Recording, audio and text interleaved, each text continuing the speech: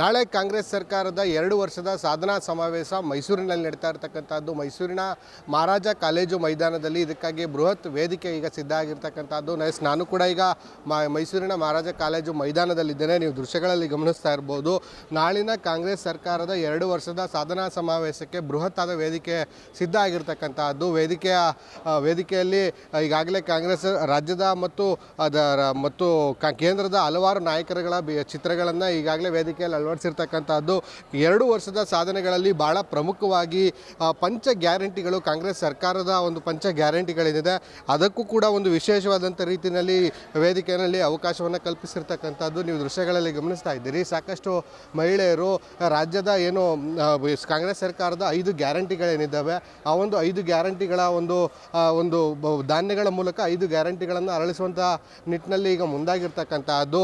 ಅದೇ ರೀತಿಯಲ್ಲಿ ಸುಮಾರು ಈ ಒಂದು ಸಾಧನಾ ಸಮಾವೇಶಕ್ಕೆ ಸುಮಾರು 80,000ಕ್ಕೂ ಅಧಿಕ ಆಸನಗಳನ್ನು ಈ ಒಂದು ಬರ್ತಕ್ಕಂಥ ಕಾರ್ಯಕರ್ತರಿಗೆ ಒಂದು ಸಾಧನಾ ಸಮಾವೇಶವನ್ನು ವೀಕ್ಷಣೆ ಮಾಡಲಿಕ್ಕೆ ಅನುವು ಮಾಡಿಕೊಟ್ಟಿರ್ತಕ್ಕಂಥದ್ದು. ಈ ಒಂದು ಸಾಧನಾ ಸಮಾವೇಶದಲ್ಲಿ ಪ್ರಮುಖವಾಗಿ 3 ಮುಖ್ಯ ವೇದಿಕೆಗಳು ಇರ್ತಕ್ಕಂಥದ್ದು.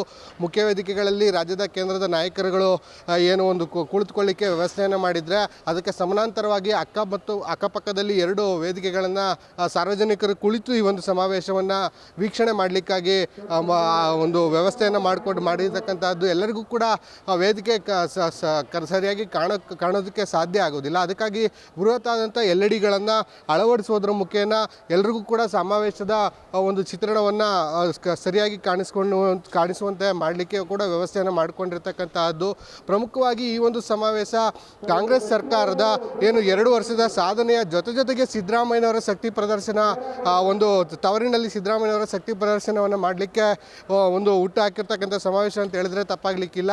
ಕಾರಣ ಇನ್ನೆಂದೂ ಕೂಡ ಸಿದ್ದರಾಮಯ್ಯನವರು ಯಾವಾಗಲೂ ಕೂಡ ಸಮಾವೇಶಕ್ಕೆ ಬಂದರೆ ಡೈರೆಕ್ಟಾಗಿ ಮುಖ್ಯ ವೇದಿಕೆಗೆ ಬಂದು ಅಲ್ಲಿ ಭಾಷಣವನ್ನು ಮಾಡಿ ಹೋಗ್ತಾರೆ.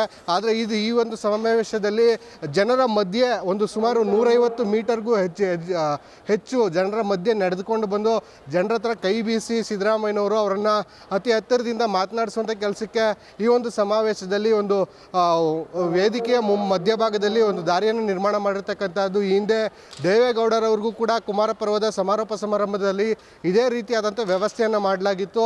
ಆ ಒಂದು ವೇಳೆಯಲ್ಲಿ ಕಾರ್ಯಕರ್ತರು ದೇವೇಗೌಡರ ಬೆಂಬಲಿಗರು ಸಾಕಷ್ಟು ಉನ್ಮಾದದಿಂದ ಕೂಗಿ ಅವರನ್ನು ಪ್ರೋತ್ಸಾಹಿಸಿದರು. ಅದೇ ಮಾದರಿಯಲ್ಲಿ ಸಿದ್ದರಾಮಯ್ಯನಿಗೂ ಕೂಡ ತವರಿನಲ್ಲಿ ಅತಿ ಹೆಚ್ಚು ಬೆಂಬಲ ವ್ಯಕ್ತವಾಗಿರುವಂಥ ನಿಟ್ಟಿನಲ್ಲಿ ಅವರಿಗೆ ಮುಖ್ಯ ವೇದಿಕೆ ಬರಲಿಕ್ಕೆ ಸುಮಾರು 150ಕ್ಕೂ ಹೆಚ್ಚು ಮೀಟರ್ ಉದ್ದದ ರೆಡ್ ಕಾರ್ಪೆಟನ್ನು ಅದು ಕೂಡ ವೇದಿಕೆಯ ಮಧ್ಯಭಾಗದಲ್ಲಿ, ಅಂದರೆ ಕಾರ್ಯಕರ್ತರ ಮಧ್ಯಭಾಗದಲ್ಲಿ ಅಳವಡಿಸಿರ್ತಕ್ಕಂಥದ್ದು.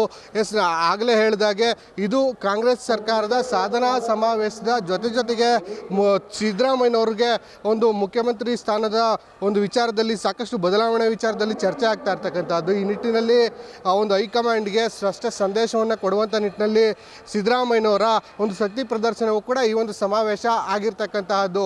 ಕ್ಯಾಮ್ರಾ ಪರ್ಸನ್ ಸೂರಜ್ ಜೊತೆ ಸಂದೀಪ್ ಕುಮಾರ್, ಶಿವಮೊಗ್ಗ ನ್ಯೂಸ್, ಮೈಸೂರು.